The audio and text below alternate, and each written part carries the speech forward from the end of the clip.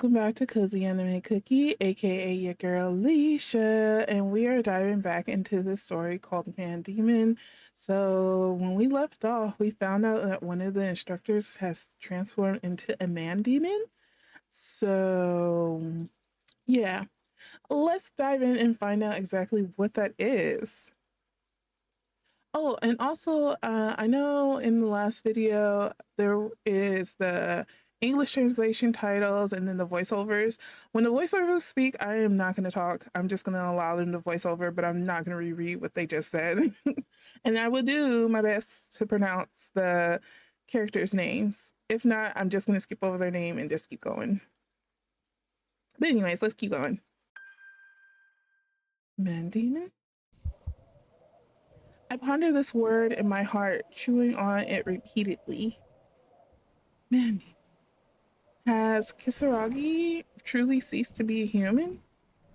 Was he killed because he is no longer human? What is going on? What does it all mean? On another note, who exactly is this girl? She stood up from her seat and walked towards the classroom door. じゃあね。そろそろ私も聴取を受けに行かなきゃ。You know, she's kind of creepy looking too. さとみくん、今夜も気をつけた方がいいわ。何か起こりそうな予感がするの。何かって、何のことですか？今は、わからない。でも、死はまだ続く。今は準備をしておくべきよ。Wow, after saying these words, she left the place. I felt a bit confused. Could she be suggesting that the murder incidents will keep happening? But how does she know about it?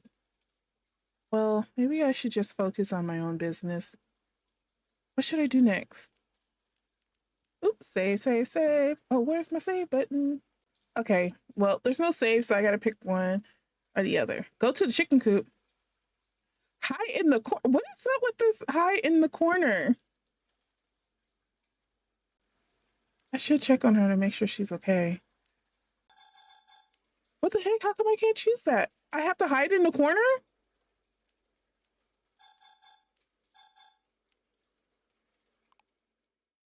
I decided to find a place to hide?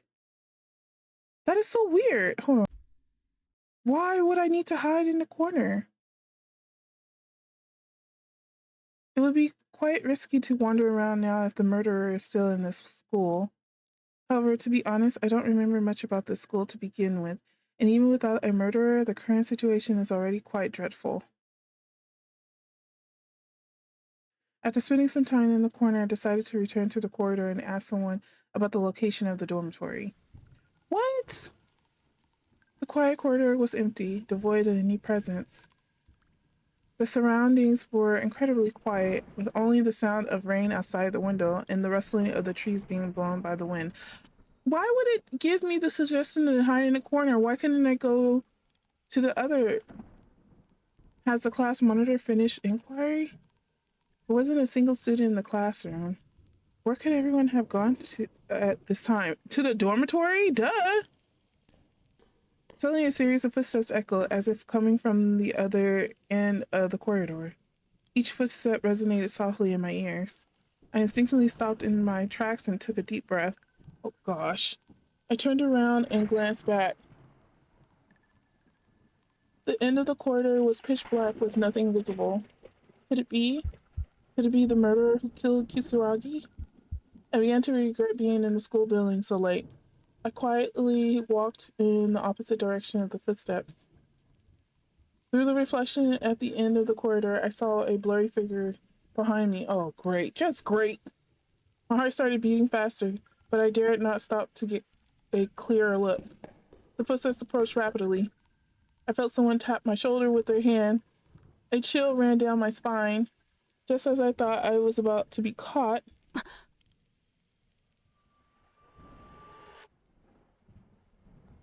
I turned around and found Kobayashi standing before me. おい、なぜ逃げる？ Are you kidding me? Are you seriously asking me that question? なんだ。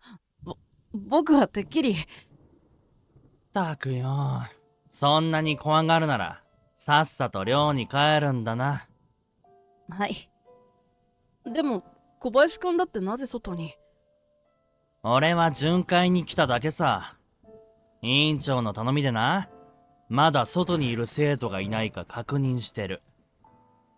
もう消灯の時間なんだよ。あんたも帰れ。はい。わかりました。Was it just my imagination? A complex expression appeared on Kobayashi's face. 以前のことを覚えてないんだろ？はい。浦島さんが言ってました。僕が転んで頭を打ったからだって。そういえばさ。いや、やめておく。あんたに話すと面倒が増えそうだ。どうして？そういうことだよ。つまり、誰かがあんたに親しげに近づいてさ、以前のことを話したとする。だが、あんたはそれが本当か嘘かどうやって見分ける？はあ。自分が記憶喪失だってことをいいことに、騙されたらとなぜ考えない？ That's a good question. Exactly. How did I not think about this before? Most of the current situation is what I've heard from others. I never really questioned whether those things are true or not. But do others have a reason to lie to me? 僕を利用したくて、僕を騙してる人がいるってことでしょうか。そうは言ってないさ。ただ忠告してるだけだ。他人の言う情報をそのまま受け入れるな。それで間違った記憶を信じたら、判断力、あんたは単純なやつだから利用されやすい。そういうことだ。もしかして、須永くんって。Sunaga-kun. そうは言ってないだろう。でも、これは言っておかなきゃいけない。記憶を失ったからってあんたが機会を失うのはかわいそうだ。あんた、浦島が好きだろ？ What? いや、だからだな。Oh, I see where this is going. 浦島のことが心配なら、今すぐ給食室に行った方がいい。どういうことですか？だって、あのさ、坂口も浦島に気があること、知ってるだろ？ What is he doing? 知りませんよ。クラスのみんなが、今夜の給食室の仕事を浦島に任せちゃったんだ。今夜給食室にいるのは、浦島と坂口だけなんだよ。What is he planning to do? それが何を意味するかわかるか？みんながわざと2人を今夜一緒の当番にさせたってことでしょうか。どうしてそんなことを。バカか。何でも俺に説明させるな。説明しなきゃわからないじゃないですか。俺たちのクラスは労働授業の成績が悪くて、もう3日も夕食を食べられてないんだぞ。だからみんなで浦島を坂口に捧げることにしたんだ。そうすれば次回の評価で俺たちのクラスは最下位にならないって。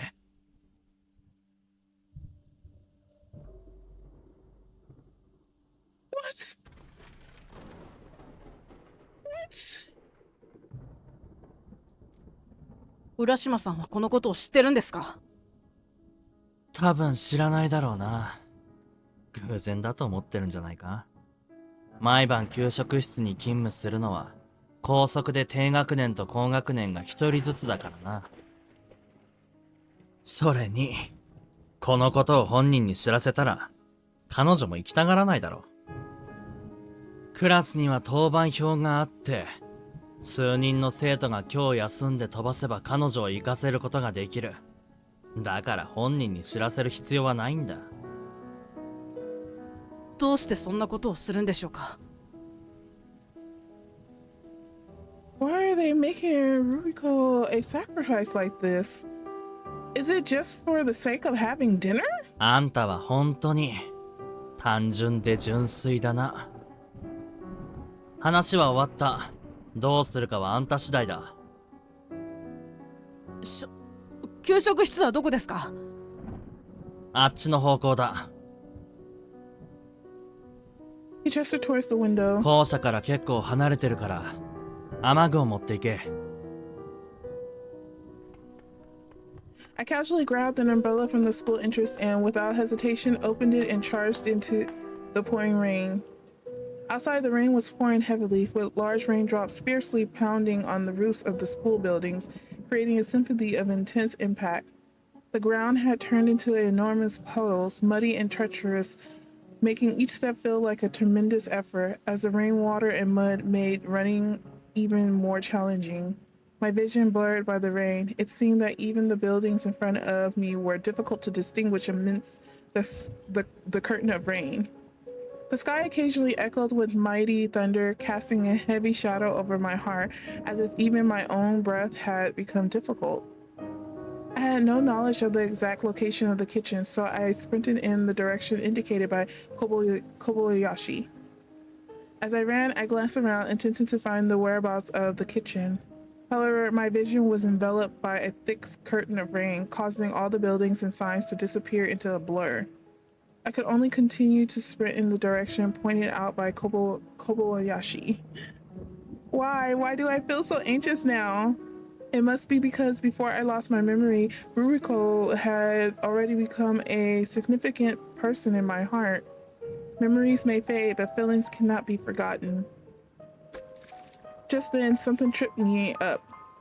In my moment of despair, I discovered that the thing that tripped me was a signpost with the words "canteen" written on it. So the canteen is nearby, right? I rubbed my knee, stood up again, and looked around. I spotted a small shack piled up with food waste outside, which must be the kitchen. Just as I was about to rush into the shack, I halted my steps. Hold on. Does it really make sense? Assuming Sakaguchi really intends to do something to Ruriko, can I stop him? No, I've come this far. Regardless of whether I can stop him or not, I have to give it a try. Just as I was about to place my hand on the doorknob... No, think it through again. I regained my composure once again. Suniga must surely be aware of this matter. He has been deliberately keeping it from me all day. He probably guessed that I would definitely try to stop this plan in our class. It's even possible that he is the one who came up with this idea. And how do you know about Kobayashi? I mean, like, can you really trust his word? Oy, oy. But what about... Yeah, see? Why did Kobayashi tell me about this? Does Kobayashi truly worry about Ruriko? I see, I understand now. Kobayashi is the only person in our class who has gained Sakaguchi's favor. Even if all the other classmates go hungry, he can still eat because of this privilege. If Ruriko takes over his role, he will no longer have the privilege, and without the protection of that umbrella, he may once again become the target of bullying. I pound the ground with force. Damn it. I have been deceived by Suniga, and Kobayashi was just using me. And Ruriko is the most unfortunate one, unknowingly becoming the sacrifice of the class. What should I do? Oh, save. We are saving our decisions here. Just as I hesitate between barging in or leaving, I seem to hear a faint sound coming from inside. Oh. I press my head against the door, trying to make out what that sound is. I cannot be mistaken. That is Ruriko's moaning voice.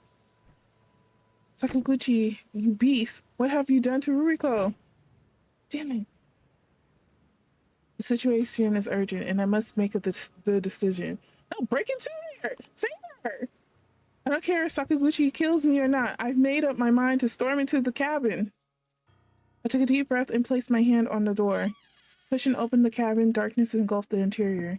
As soon as I entered the cabin, my confidence vanished, and my timid footsteps echoed in the silent space.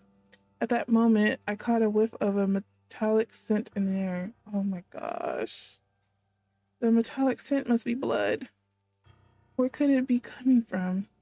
I attempted to survey my surroundings, but the darkness surrounding me made it impossible to make any progress. Step by step, I cautiously moved forward, the metallic scent in the air growing stronger, intensifying my unease. Suddenly, a chill ran down my spine, causing me to take a step back, and beneath my feet, an unfamiliar sensation greeted me. It was a severed limb. Twisted like a crimson ribbon, it lay before me. My heartbeat and nervousness erupted in an intense. I swiftly covered my mouth with my hand, preventing any screams from escaping. Beads of sweat trickled down my forehead, and my hands trembled uncontrollably. Was it Ruriko's? Was it Ruriko's hand? It appeared to be a girl's hand, delicate and pale, now frozen in a chilling stillness. I couldn't bear to look closely, so I averted my gaze. Ruriko has been murdered. This dreadful fact pierced my heart like a sharp knife, intertwining grief and anger. Now is there still time to escape? This twisted up really quickly. Do you think? I'm gonna fight him. Damn it, I come this far. Even if I'm killed, it doesn't matter. I wanted to confront that bastard. Taking a deep breath, I gathered my strength and continued walking towards the depths of the cottage. Ruriko might still be alive. I can't give up yet. Entered a room with windows, and the stench of blood reached an unprecedented level. My eyes had adjusted to the darkness, allowing me to see the room's appearance somewhat clearly. There was a dark, murky object in the sink. I suppressed my trembling and looked inside. Oh my god. Oh my god. It was a mangled limb mixed with strands of hair. Oh my gosh. When that minced meat, I discovered something familiar. It was the bandage from Ruriko's shoulder. A whirlwind of emotions engulfed me, causing every organ in my body to tremble uncontrollably. I steadied myself by leaning against the wall, clenching my fists instinctively under the weight of pressure and sorrow. I must survive and return to school, then reveal this matter to everyone, seeking vengeance for Ruriko. I retrieved Ruriko's bandage from her mangled remains. It was highly likely that I would encounter Sakaguchi if I retraced my steps. I glanced at the window across the room, contemplating the idea of discreetly escaping through it. Just as I entered this thought, footsteps echoed from behind me. There was no time for hesitation. I opened the window, stepped onto the wash basin, and crossed over, finding myself outside the cabin. The torrential rain outside showed no signs of relenting. I carefully tucked the bandage inside my clothes, and as I held it in my hand, my heart sank. Her hands, once wrapped in this very bandage, had brought me warmth. Now it severed as the sole evidence of her existence. At that moment, the cabin door swung open. Satomi! Sakaguchi stormed out from inside, his anger palpable. In his hand, he held a blood-drenched dagger. There was no choice but to flee. I dashed into the curtain of rain, blindly navigating through puddles and thickets. My clothes soaked through my body, trembling from the cold, but I had to keep running, never looking back. As I sprinted, I fervently prayed in the depths of my heart. Beneath the towering cedar tree, I arrived at the crossroads, the path before me splitting into two. Standing beneath the cedar tree, I felt lost and fearful, as if every road led to a labyrinth. Which path would lead me to the school building? I could hear Sakaguchi's footsteps closing in from behind, and I had to make a decision swiftly. Good. Oh, swiftly. Go left or right, go left. Resolved to take the left path. Oh gosh. I sprinted down the road, putting all my strength into it, and my vision slowly expanding, revealing distant mountain ranges. However, I couldn't recall seeing such scenery when I arrived, and doubts about my decision began to creep in. Just then, the road split into two forks. No, don't you go back. Take a detour. I decided to trust my instincts and head towards the fork in the road. Just then, a narrow path appeared on the right side of the road leading up the mountain. The path ahead was shrouded in dense rain fog, obscuring the visibility. Turning back now might result in an unexpected encounter with Sakaguchi. There was no other choice but to brace myself and continue along the treacherous path. Amidst the raging thunderstorm and howling winds, the swaying trees seemed to mock my fragile form.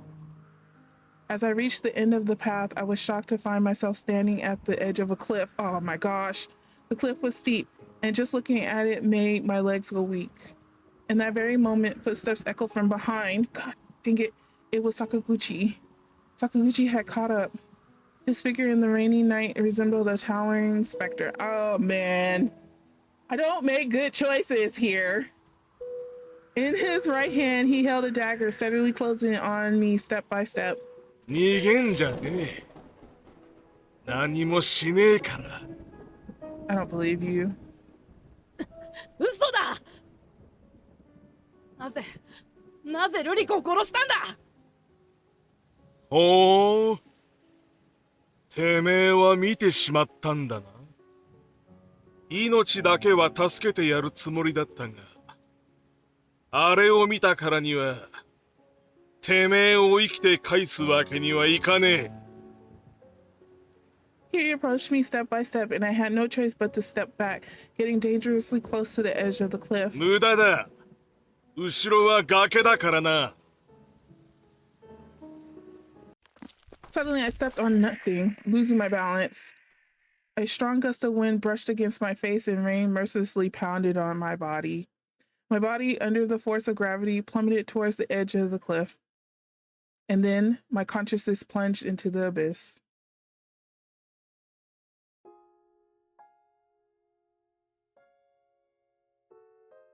Did I just die? In the beginning, it was a long, seemingly endless passage. The summer tunnel stretched on endlessness, with a hazy light at the end, or maybe I didn't. I can no longer remember how long I walked, but it was a considerable amount of time, perhaps not as long as it felt. Finally, I stepped out of the tunnel, and the buzzing of cicadas filled my ears, like countless strings of harp entwining around me, making me restless. I hurriedly walked towards the front, and before me appeared a small town bathed in the radiant summer sunlight. As I crossed the streets, the scorching sunlight spilled over every corner of the small town, and the heat waves seemed ready to scorch me at any moment. What? Suddenly, it transformed into a tatami room. The sunlight filtered through the shoji paper, casting mysterious shadows in the room. The tatami mat was adorned with pale purple petals, releasing a delicate fragrance. I lay on the tatami, gazing at the dazzling sunlight outside the window, and there stood my sister on the porch, silently gazing at me. Amidst the sunflower field, butterflies danced gracefully in the sweltering air. Why did I suddenly find myself in this room? Open it. My sister said to me, "Yes, open it." And so I opened the sliding door. Beyond the door was a vast expanse of the universe. It seemed as if I had suddenly lost track of time and space, becoming bewildered. The universe transformed into a pitch-black night sky, and there sat a young girl by the window, holding a thick book in her hands. "Huh? Did you have another nightmare?" She chuckled, said to me. "Ah, yes, it seems I had a dreadful nightmare." I lay back on the bed, gazing at the cold ceiling. Suddenly, the ceiling turned into a crimson expanse. I found myself plummeting towards this red abyss. When I came to my senses, I was standing on a country road lined with telephone poles. Who am I? I seem to have become some kind of creature in a state of chaos. A girl in a sailor uniform stood before me. "Sorry." She apologized to me. "Why do you apologize?" Indescribably, emotion surged within me. I longed to touch her, yet I couldn't, for I was a formless creature of chaos. The setting sun cast a faint crimson hue, and the girl stood beneath its glow, her shadow stretching into long lines. The girl's visage appeared elusive, her smile akin to the lingering radiance of the sunset, warm and vibrant. I followed her gaze and saw a dark red expanse beyond the night. Oh. Butterflies fluttered on the other side of the...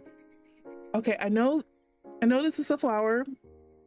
It's Higabana? Their blue wings emitting a faint glow under the moonlight. As I looked at this sea of blue, my consciousness once again became hazy. This music is beautiful in the background. Who am I? I opened my eyes only to be greeted by a scene resembling hell itself. The sky presented a bizarre and eerie crimson hue. No, perhaps it wasn't the sky that turned red, but rather my own eyes. I thought how wonderful it would be to immerse myself in a recent dream and never wake up again. I endured the excruciating pain that tore through my body, attempting to move myself. Yet it refused to obey. Not even a twitch of a finger could be achieved. Was it Sakaguchi who brought me here? I struggled to move my head and observe my surroundings, yet there was no sign of Sakaguchi. Beside me stood a brick structure that appeared to have withered the years. Its walls were crumbling, and parts of it had collapsed, giving it a precarious appearance. Could this be the abandoned fortress that Tsunugi mentioned, where students were forbidden to enter during the day? How did I know I was going to end up there? As I looked up, a peculiar figure flashed before my eyes. Oh. Her deep crimson pupils were both profound and mysterious, and as I gazed at her, she was also looking at me. Yo, this is getting interesting. She was a pale-faced girl, clad in a pitch-black gown. A mysterious smile played upon her lips. 森に木を隠すというが、海に屍を隠すこともある。Oh. 屍の海なり。え？ここは屍の積まれるところなり。汝は屍としてここに投げ込まれたのだ。されども息があるようだ。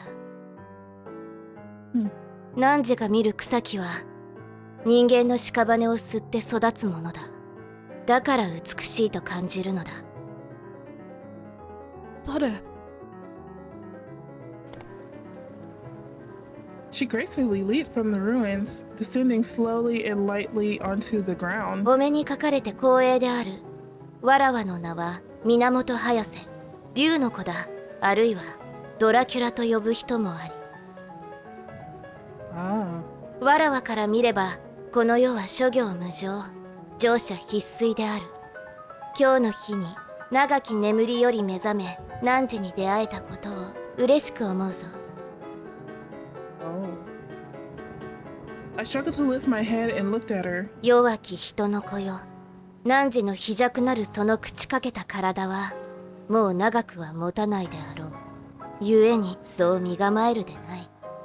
ただのなんてことない取引だ。I listened silently. Suddenly, she lifted my chin with her hand. そちの面構えは実に優しそうであるな。わらわは力を回復するために人間を食わねばならぬ。汝の柔和な顔で彼らを魅了し連れてくるのだ。わらわの狩りのために。What? Hunting humans? What is she talking about exactly? 対価として汝に我が血を与えようぞ。そして汝を我が下僕とし、不死の力を授けよう。Is this a vampire story this whole entire time? And here I'm freaking out. Oh my gosh. This is gonna be great. Okay. Is this person a monster? Or perhaps she is insane? 他の人間を食う手伝いをするだって、そんなこと人間の僕にはできません。ほほう、できぬと申すか。汝をここに導いたのは同じ人の子ではなかったか。それになぜ何もしていない自分が殺されるのかと問いを覚えなかったか。人間も獣も実のところは何の差異もないのだ。他者を食らわねばいずれ他者に食われるのみ。汝は自らの手で復讐することを望まぬのか。 Revenge. Upon hearing this word, the delicate figure of Ruiko appeared in my mind. What should I do? Ooh, I got the chills to be a vampire. Well, I'm technically a vampire servant, but I'm gonna accept. That's right, I must survive. I will definitely seek revenge on that guy, Sakaguchi. And those who stood by and did nothing while Ruiko suffered, they all deserve to die. No matter who stands before me, as long as I can survive, even if I become a monster, I am willing. I accept your proposal. その提案を受けます。